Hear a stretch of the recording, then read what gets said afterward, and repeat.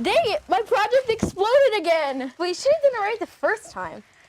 Actually, trying again is a good thing. No, it's not. Well, it teaches you a thing called iteration. Iteration is the aspect of trying and trying again. See, if I try this again, it works much better. Well, that's not fair. You just rigged it. It's not like it'll work for anything else. Actually, Wait, no. I need more examples. Because right now, this whole iteration thing seems like a waste of time. well, let's take something like evolution. Evolution is basically a living form of iteration. Animals have to try and try again to survive better in their environment. Let's take a look at our friends over here. So today we'll be talking about evolution. It's a lot like iteration, but we'll get back to that later. Have you ever wondered why animals are different colors, or why different animals look different? Well, it's because of a thing called evolution. That's when an animal has a kid that looks different. Like us.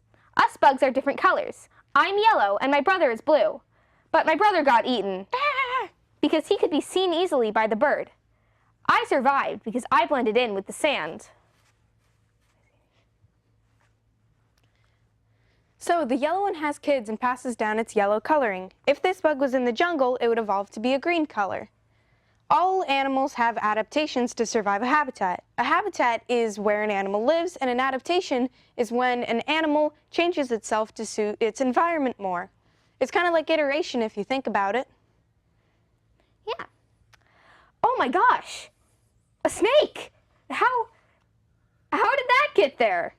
Well, now that we know about evolution, well, what did a snake used to be? How did it change? How did it evolve? Well, you might reasonably ask, how did we get from giant dinosaurs of terror to a noodle? The first time that we see a relative of the snake is in the Tritosaurs. As the Tritosaurs grows and shrinks, it becomes today's lacertids, or lizards. So, after the lizard, we have a legless lizard, a snake-looking creature that's actually a lizard, but with its legs grown in. And then this evolves into snakes. Today's snakes, completely transformed from the dinosaurs. So,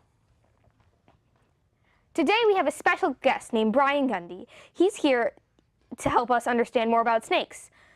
He is a snake breeder and the owner of For Goodness Snakes in Campbell, California. So, we have a couple of questions for you today. Sure. So the first question that we have is, what kind of snakes did you bring today, and what are their adaptations? Sure. So this is an albino Burmese python. They come from Southeast Asia, and all of these snakes are ball pythons, and they come from West Africa.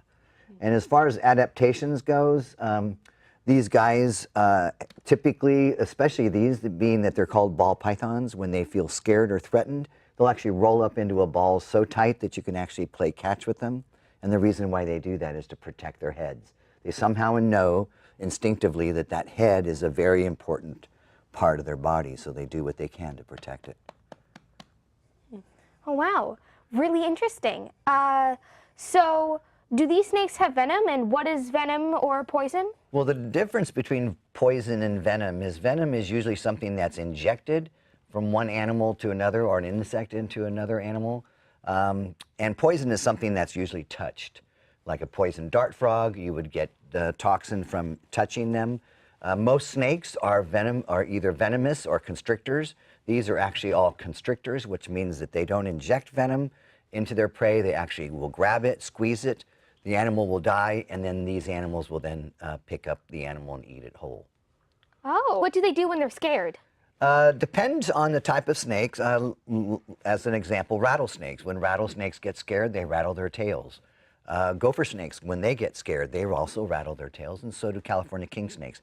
When these guys get scared, they actually roll up into a ball to protect their heads, and that's why we call them ball pythons.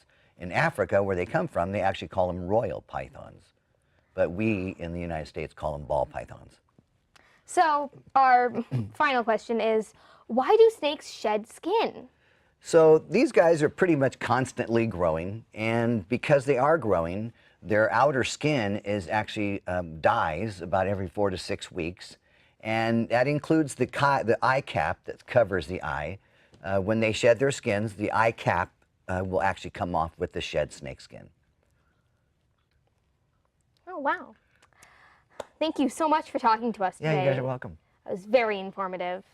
So, now if we would like to continue talking on the theme of iteration, well, evolution's a lot like iteration. These snakes iterated by evolving with venom and constricting and poison. The Tritosaurus did this by evolving into a lizard. The lizard did this by evolving into a snake. And, well, another reference to these snakes is they evolved to roll up into a tiny ball when they get scared, so they can't be hurt by predators.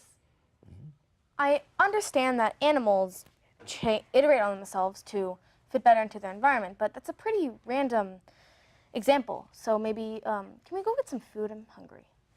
Hey, is that a cake over there? I mean, it looks pretty good, but how'd we split it? Cut it? Isn't that what you normally do? Yeah, but I want it to be even. And who made it anyway? It just happened to be conveniently sitting there. Maybe we can get their help. Okay, kids, that's enough playtime. Time for some cake now. Yay, I love cake. Me too. I want to eat it all. No, I want to eat it all. Hey, that's not fair. How about we split it in half? That's a great idea, guys. There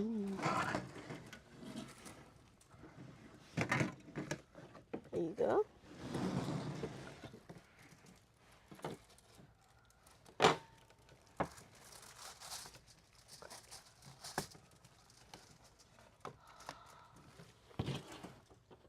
Hey, I want the bigger piece.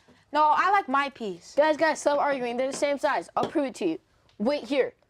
I'll be right back. Don't eat any cake while I'm gone. Hey! Jackson, not to eat my cake. If we eat my cake, then we switch pieces. Fine, fine. Okay, guys, I'm back. So today, I'm going to teach you two how to find out how big each of your pieces of cake is. Okay, so area is how big something is. Look at this rectangle. This rectangle has 4 squares inside of it, and the area is 4 square inches. It's called square inches because the side of each of one of the squares is 1 inch, and it forms a square. Okay, well, I kind of get it, but can you explain it to me one more time? Yeah, for sure, Connor. So look at this rectangle. In this rectangle, there's 24 squares inside, and the side of each of the squares is 1 inch, and the area is 24 square inches because all of the inches on the side form 1 square. Okay, but that took so much time. Is there like a faster way? Yeah, you can multiply. Multiplication is just adding something a certain amount of times. So look at this. There's 4 squares on one side of the rectangle and 6 squares on the other side of the rectangle. So you can multiply 6 by 4, which is just adding 6 4 times. So 6 plus 6 plus 6 plus 6 equals 24. So the area of this rectangle is 24 square inches. Okay, well, now that we've learned how to find the area of a rectangle, what about our own slices of cake? You guys could do the same thing using the same method. How about you guys try it now? Okay, so first we measure the inches on the edges of our cake.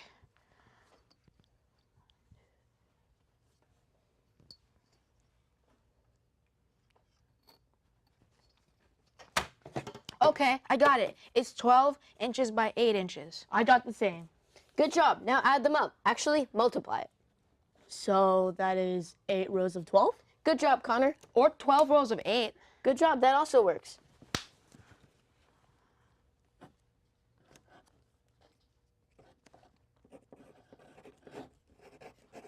Oh, I got it. Is it 96 square inches? That's right. You got it right, Connor. What about you, Brady? What'd you get? I got 106 square inches. I must have done something wrong. Yeah, try again. Let me do it again, yeah.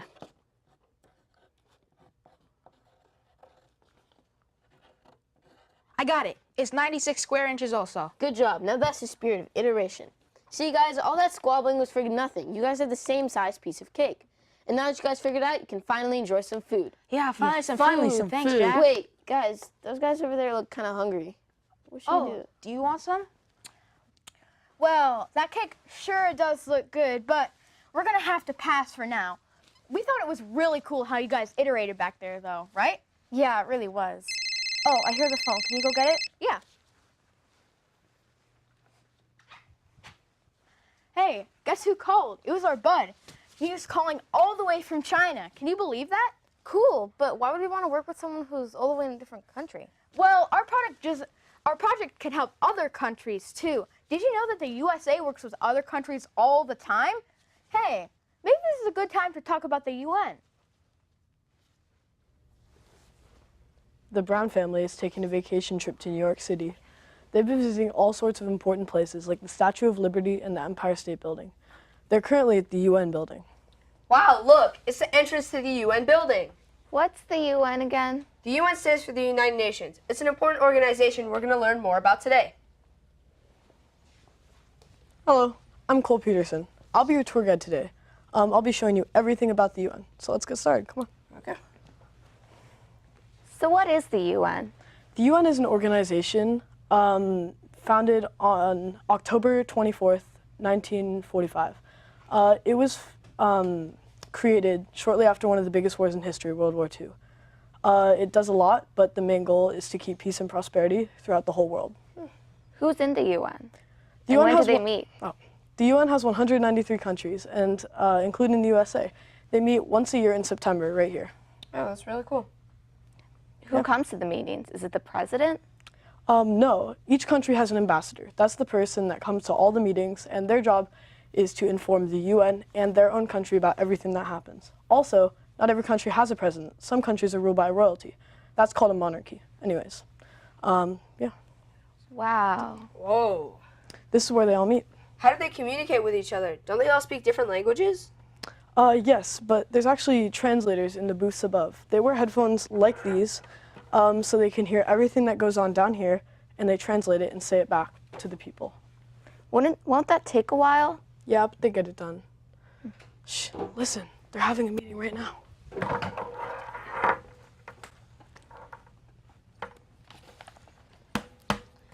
Did you know that 173 million kids around the globe don't know how to read, write, or do math? What if we set a goal that by 2030 we try and educate all these children?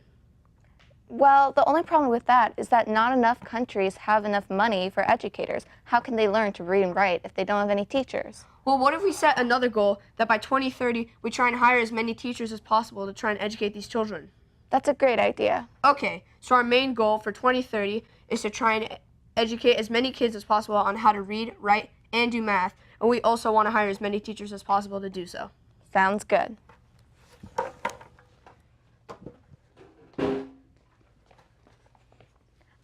I noticed that they began to use iteration to solve their problem. Yep. Glad you noticed that, Amy. Anyways, our tour here has come to an end, unfortunately.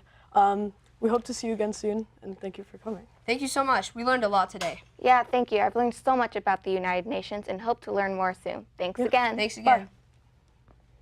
Wow, I'm really starting to believe this whole iteration thing, but I'm not totally on board yet.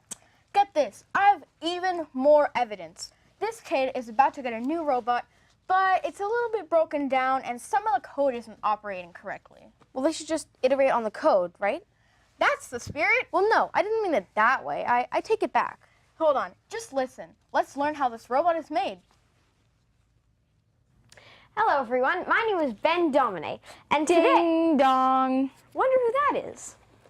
Hello. Hi there, delivery for Ben. Oh, well, I'm not expecting a package today. Well, it says on your name on it. I heard it needs some fixing, so good luck. All right, well, thank you. Bye. All right, well, it does have my name on it. Let's see what it is. Oh, cool! It's a robot! Well, let's turn it on. It's not programmed to turn on. That's very strange. Well, I know how to code. Coding is where you give a series of instructions to a device to make it do something. So you can make an app or a game, or you can fix a robot. So let's fix it. I'm going to make what's called an if statement. This means if something happens, then do something. So if on button pressed, turn on. There, see? All right, let's put it in and try it.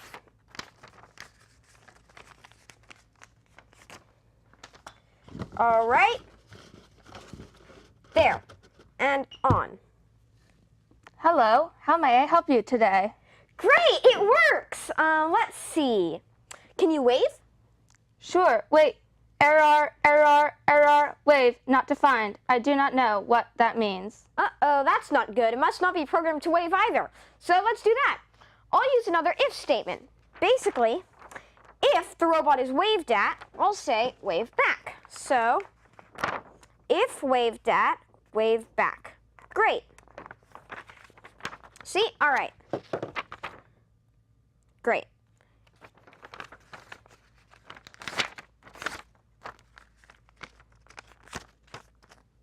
Let's take this one out and let's try it. All right. Hello. Great, that works. Let's see. Now I want to see how it moves around. So, robot, can you make your way to my door? It's not programmed to do that either. I might need to return this thing. But I started it, so let's finish it. All right. Let's see. I want to make what's called a sequence.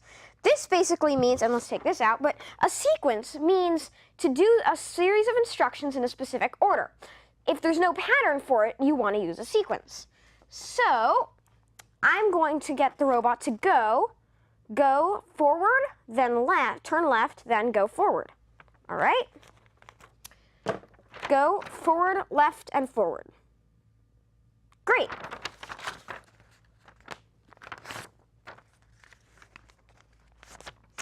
And let's try it. All right, robot, make your way to my door.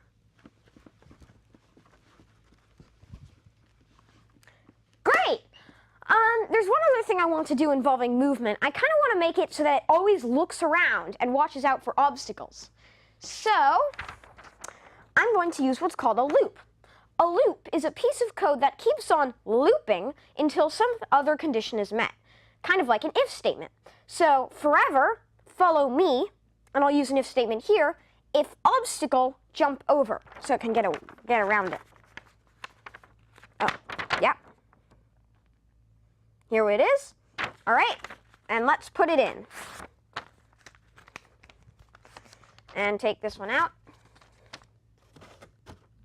All right, robot, follow me. But this is a hole. Don't fall in.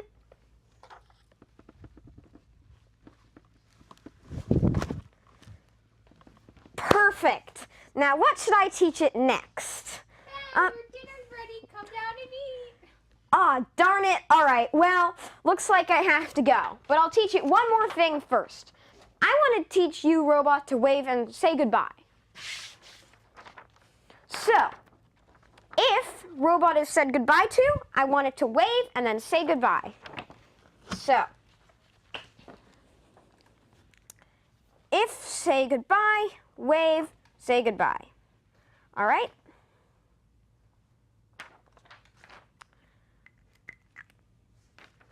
Let's try it.